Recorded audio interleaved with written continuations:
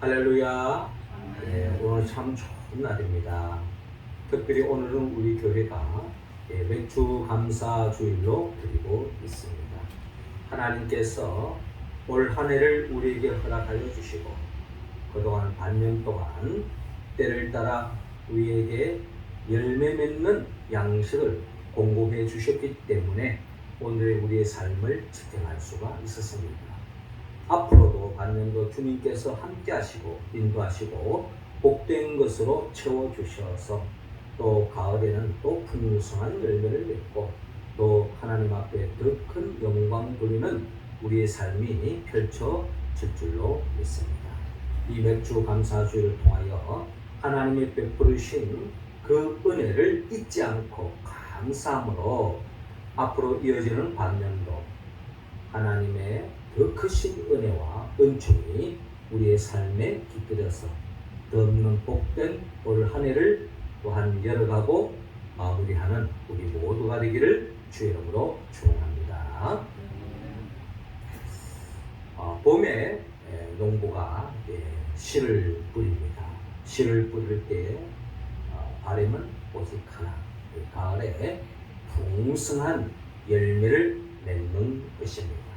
오늘 성경의 본문의 말씀에도 어떤 좋은 땅에 뿌려진 그 씨앗들은 30배, 60배, 또 때로는 100배의 열매를 맺는 것을 볼 수가 있는데 주님은 우리 모두가 주 안에서 올 한 해도 주님 안에서 주님이 원하는, 주님이 기뻐하는 그 열매를 많이 맺어서 더없이 부족함이 없는 풍성한 삶, 또 하나님의 나라를 만끽하는 우리의 삶이 되기를 주님은 원하고 있습니다.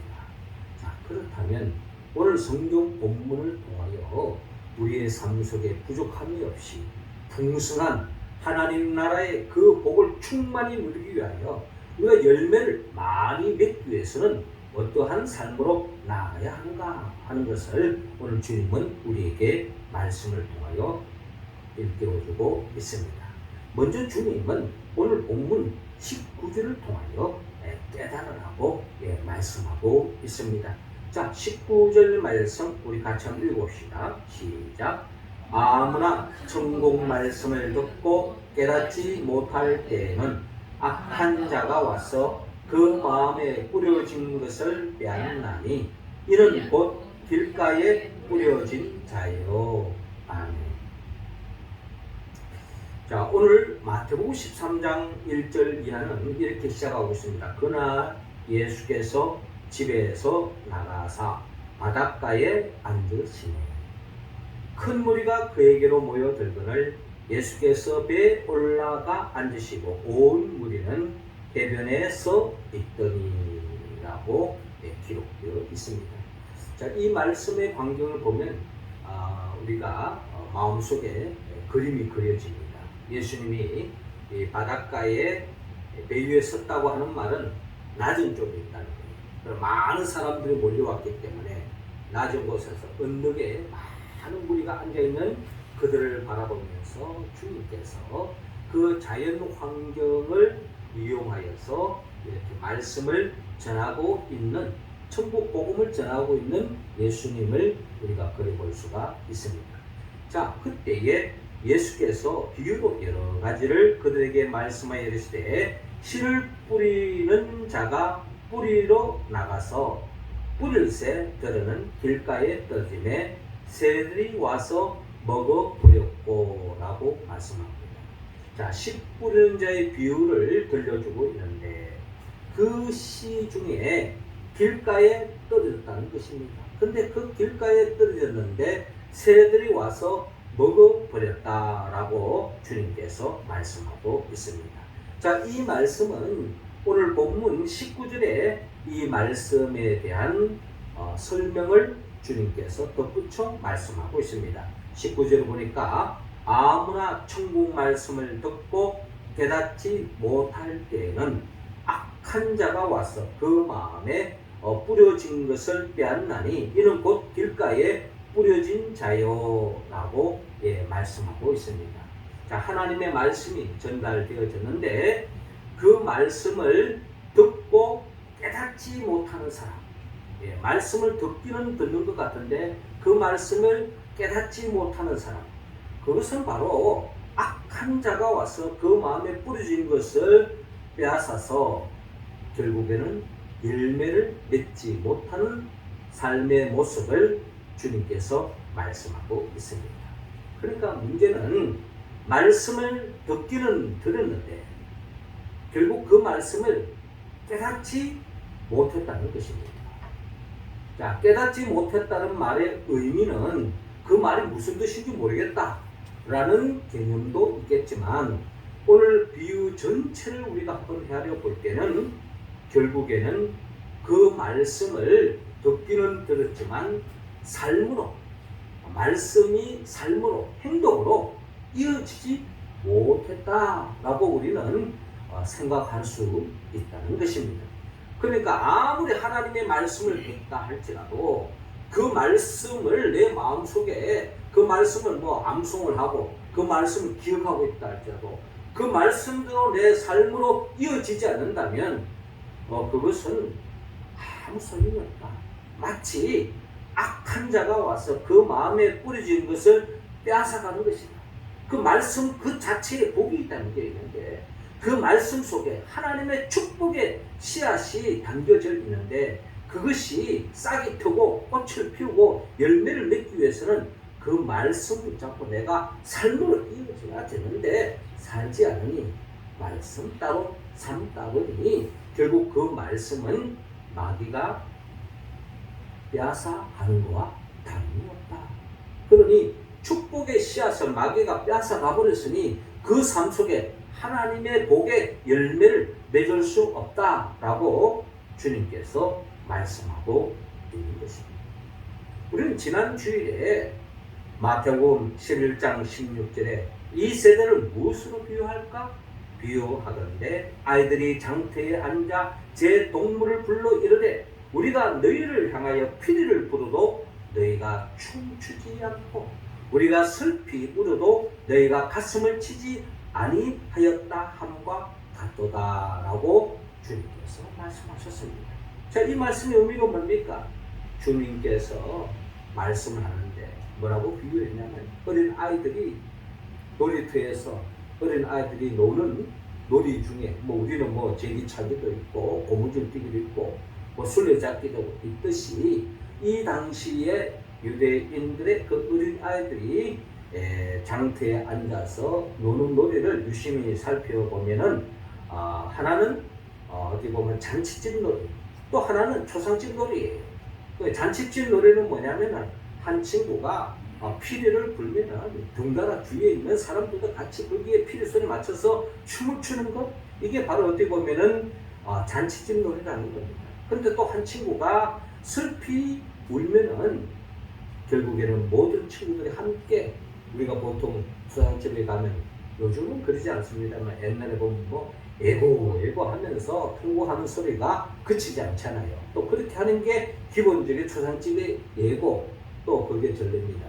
또 이런 놀이가 이 유대의 어린 아이들이 놀았던 놀이의 한 문화라는 거예요. 그러니까 한 친구가 피리를 불어도 거기에 맞춘 춤도 추지 않고 또 한 친구가 슬피 울어도 함께 같이 가슴 치면서 우는 친구가 아무도 없는, 그러니까 한마디로 뭡니까?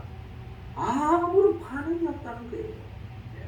듣기만 들을 뿐 그에 따르는 행동으로 옮기지 않는 모습을 주님이 지적했듯이 오늘 성경 본문에 있는 말씀이 바로 이런 자는 겁니다. 오죽 했으면 주님께서 귀 있는 자는 들으라 라고 말씀하셨을 거예요.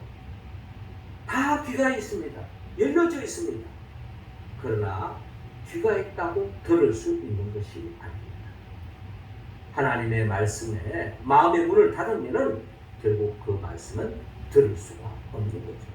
마음의 문을 닫는다는 것은 또 다른 말로 표현하면 오늘 본문의 맥락에서 본다면 하나님 말씀을 듣기는 들어도 삶으로 이어지지 않는다면 결국 하나님의 복이 내 삶 속에 꽃피울 수도 없고 열매 맺을 수도 없다라고 주님은 오늘 말씀을 통하여 성경을 통하여 우리에게 분명히 말씀하고 있습니다.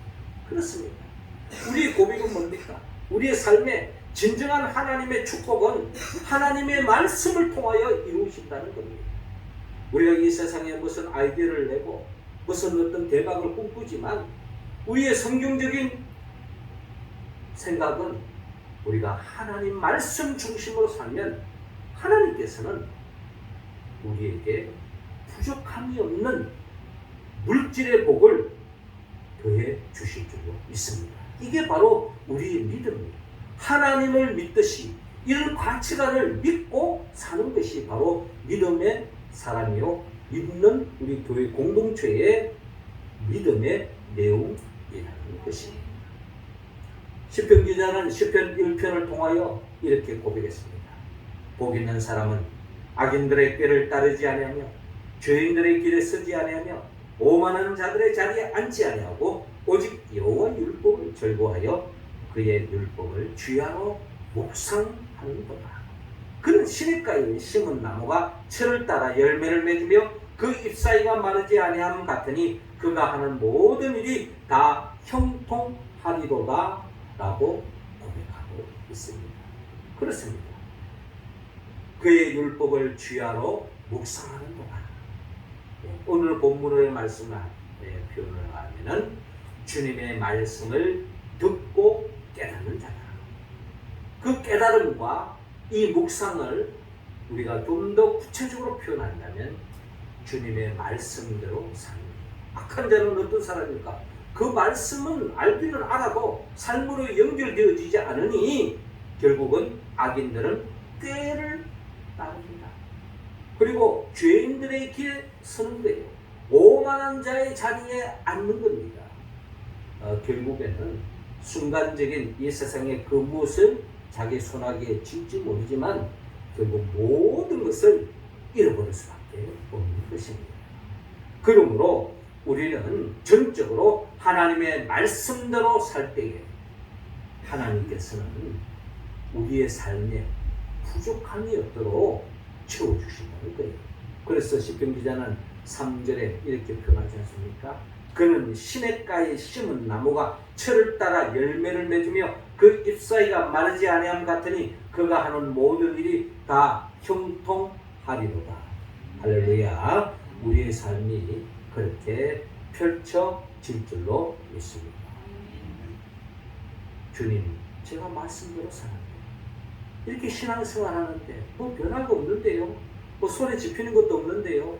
여러분, 믿음의 선배들을 들여다보면 그들이 주님의 명령에 쫓아간다고 해서 한순간에 일확천금한 사람들이 아닙니다. 결과를 돌이켜보면 결국 부족함이 없는 삶의 길로 인도해주셨고 세상 돈으로 환산할 수 없는 하늘의 평안을 안겨주셨고 결국 하나님께서 그 인생을 구름기둥, 불기둥으로 때를 따라 만나와 메추라고 또 때를 따라 그 광야에서 사막 같은 데서 반석에서 물이 나오게 해서 우리의 삶에 조금도 부족함이 없는 길로 인도해 주셨다는 거예요. 돈 많이 가진 사람 여러분 속이 편한 것 같습니까? 그렇지 않습니다. 그렇게 많은 돈을 가져도 끊임없이 불안에 떨고 있고 혹시 저 돈이 날아가 버리면 어떻게 할까? 누가 훔쳐가면 어떻게 될까? 그런 불안 속에 사는 거예요. 우리는 주님이 주시는 그 평안, 주님이 주시는 그 인도하심에 따라 우리는 부족함이 없는 길로 나아가는 줄을 믿습니다. 우리 인생은 한치 앞을 내다볼 수 없어요. 그러나 주님이 우리의 목자가 되시기 때문에 주의 말씀대로 살아가면 결국 주님께서 우리의 삶에 그 모든 것을 더해 주실 줄로 믿습니다. 그러므로 우리 모두는 길가에 떨어져서 새들이 와서 먹어버림으로 인하여서 하나님의 축복의 꽃을 피울 수 없고 열매 맺을 수 없는 그런 인생이 아니라 주님의 말씀을 아멘으로 받아들이고 그 말씀대로 삶으로 비록 눈에 가시적으로 드러나는 것이 없다 할지라도 떳떳하게 그 말씀대로 살아가면 하나님의 때에 하나님의 방법으로 이 세상 그 무엇으로 해결할 수 없는 그 복을 우리 모두에게 안겨 주실 줄로 믿습니다. 그 믿음으로 우리의 삶이 더욱더 복되게 펼쳐질 수 있기를 주의 이름으로 축원합니다. 이어 두 번째로 오늘 본문 20절을 통하여 굳게 서라고 말씀하고 있습니다. 자, 20절, 21절 우리 같이 한번 읽읍시다. 시작. 돌밭에 뿌려졌다는 것은 말씀을 듣고 즉시 기쁨으로 받되 그 속에 뿌리가 없어 잠시 견디다가 말씀으로 말미암아 환난이나 박해가 일어날 때에는 곧 넘어지는 자요. 아멘. 자, 이어지는 본문 5절을 보니까요, 어떤 사람은 열매를 맺지 못하더라는 거예요. 그 이유를 주님께서 말씀하시기를 들어는 흙이 얕은 돌밭에 떨어지매 흙이 깊지 아니하므로 곧 싹이 나오나 해가 돋은 후에 타서 뿌리가 없으므로 말라버렸다. 뿌리가 없다는 거예요.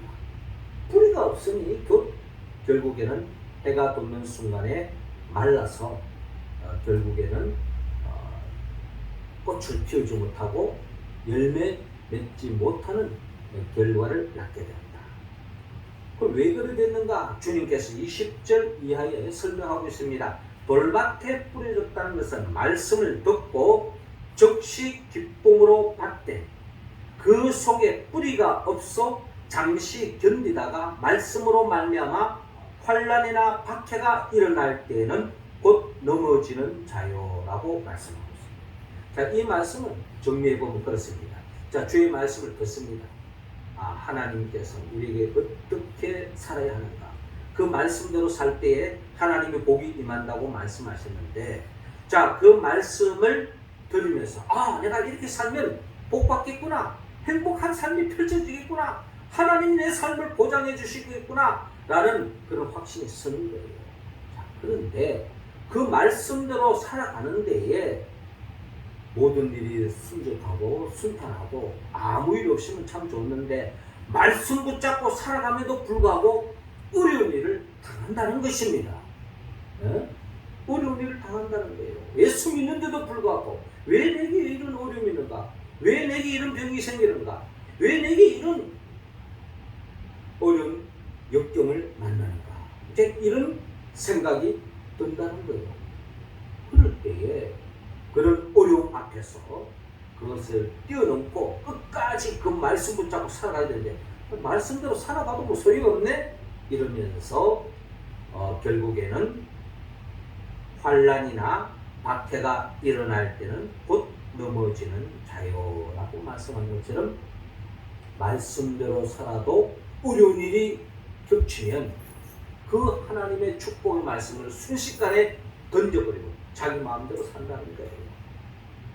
결국 이런 사람은 열매를 맺을 수 없다. 또 우리가 잘 아는 시인이 이런 글을 썼습니다. 대추가 저절로 붉어질 리가 없다. 저 안에는 태풍 몇 개, 천둥 몇 개, 벼랑 몇 개라는 말이 있습니다. 한 알에 여러분 대추 한 알도요, 그 안에는 엄청난 태풍, 또 천둥, 벼락, 요번처럼 충청도 지역에 얼마나 비가 많이 왔습니다. 그 엄청난 물벼락을 막고 그 숲을 견디면서 가을에 붉은 대추 열매 하나가 생긴다는 거예요. 그런 과정 없이 온전한 열매로 나아갈 수 없다는 것입니다. 저는 어제 지방에 결혼식에서 갔다가 올라오는 길에 화장실을 들렀는데, 화장실 보면 왜 그 앞에 좋은 문구가 이렇게 많이 있잖아요. 근데 제 눈에 확 와닿는 문구가 하나 있었습니다. 그 문구 내용은 이렇습니다. 신은 시련이라는 포장 속에 복을 안겨준다. 뭐 그런 이야기. 복을 주는데 그 복을 그냥 덥석 주는 것이 아니라 시련이라고 하는 보자기에 사서 준다는 거예요. 응? 그렇습니다. 때를 따라 하나님은 우리에게 은혜로 드려주는 것도 많이 있지만 또 때를 따라서는 하나님이 우리에게 더 값진 것을 주기 위해서 때로는 시련을 주기도 한다는 거예요. 아이를 낳아본 여성분들의 한 이야기였습니다. 해산의 고통은 엄청나지만 그 새 생명을 품는 그 순간에 해산의 고통을 순식간에 다 잊어버렸어요. 우리 김세영 집사님도 벌써 아기를 벌써 3명이나 낳았어요. 엄청난 훈장을 지금 3개를 탁 달고 있는 거예요 지금. 그 해산의 고통, 이거 말할 수 없죠. 그 고통 뒤에 그 생명을 품었을 때 그 생명에 일한 그 기쁨은 엄청나다는 거예요. 그런 해산의 고통이 없는 새 생명의 기쁨은 있을 수 없다는 거예요. 복음도 그렇잖아요. 십자가를 통과하지 않고 어떻게 부활의 영광으로 나아갈 수 있냐는 것입니다. 그렇습니다. 우리도 하나님 말씀 붙잡고 살아갑니다. 하나님의 뜻대로 살아가면 나름대로 내가 원치 않는 어려움과 시련과 역경을 당할 수가 있다는 것입니다. 그러나 주님은 그 역경 속에 우리를 홀로 버려두지 않습니다. 시편 기자는 시편 37편 24절을 통하여 말씀합니다. 의인은 넘어지나 아주 엎드러지지 아니함은 여호와께서 손으로 붙드시느니라. 의인이 왜 넘어집니까? 하나님 말씀대로 사는데 왜 시련이 다가옵니까? 왜 역경이 다가옵니까? 왜 내가 감당할 수 없는 병에 걸릴 수 있는 겁니까? 왜 황당한 사람을 만나가지고 고통을 당하는 겁니까? 그러나 주님은 그 속에 섭리와 계획과 뜻이 있다는 겁니다. 우리에게 더 큰 복을 주기 위하여. 그러므로 하나님은 의인이 넘어질 때 아주 넘어지지 아니함은 여호와께서 손으로 붙드시니라. 의인은 7번 넘어지지만 8번째 일어난다. 왜? 의인이 힘이 좋아서? 아니라 하나님이 일으켜 주신다는 겁니다. 우리가 이 세상을 살아갈 때 말씀대로 살아갈 때 말씀대로 살아가면 그 순간순간 뭐 로또가 그냥 대박이 터지는 게 아니에요. 어려움이 찾아올 수 있습니다. 그러나 그것을 행복하게 참고 나아가면 하나님의 때 반드시 이 세상 사람들이 맛볼 수 없는 하나님의 은혜로 인한 참복을 경험할 줄로 믿습니다. 이어 마지막으로 본문 22절을 통하여 물리치라. 많은 열매를 맺기 위해서는 물리치라. 무엇을 물리치느냐? 22절 같이 한번 읽어봅시다. 시작. 가시 떨기에 뿌려졌다는 것은 말씀을 들으나 세상의 염려와 재물의 유혹에 말씀이 막혀 결실하지 못하는 자요. 아멘. 7절 말씀. 들으는 가시 떨기 위에 떨어짐에 가시가 자라서 기운을 막았다라고 말씀하고 있습니다. 이 말씀의 의미는 22절에 잘 나타나 있죠. 가시 떨기에 뿌려졌다는 것은 말씀을 들으나 세상의 염려와 재물의 유혹에 말씀에 막혀 결실하지 못하는 자요라고 말씀하고 있습니다. 하나님의 말씀을 듣습니다. 이 말씀대로 살아야 되겠다 하고 하지만 세상 근심 걱정에 빠져서 하나님 말씀을 놓아버립니다. 그리고 재물의 유혹, 세상의 유혹은 아주 달콤합니다. 먹음직도 하고 보암직도 하고 지혜롭게 할 만큼 탐스러운 선악을 알게 하는 나무의 열매처럼 아담과 하와가 그 좋은 환경 속에서 왜 선악을 알게 하는 나무의 열매를 따먹었을까요? 그만큼 부암직하고 먹음직하고 지혜롭게 할 만큼 탐스러운 거예요. 이 세상 것은 여러분 우리의 눈과 귀와 입과 우리의 온몸이 끌어당기는 그런 마력이 있는 엄청난 유혹성을 중독성을 가지고 있는 거예요. 왜 많은 사람들이 도박에 빠져 벗어나지 못합니까? 왜 많은 사람들이 마약에 빠져가지고 헤어나지 못합니다. 그게 엄청난 중독성, 우리의 온 몸을 끌어당기는 매력이 있다는 거예요. 그냥 시원찮은 거 거기 그들을 보고 그것을 내 정말 소중한 잃어버린 사람 누가 있겠습니까? 나의 모든 것을 던질 만큼 가치 있게 보이는 그런 달콤한 것이 포장을 해서 마귀는 우리를 유혹한다는 것입니다.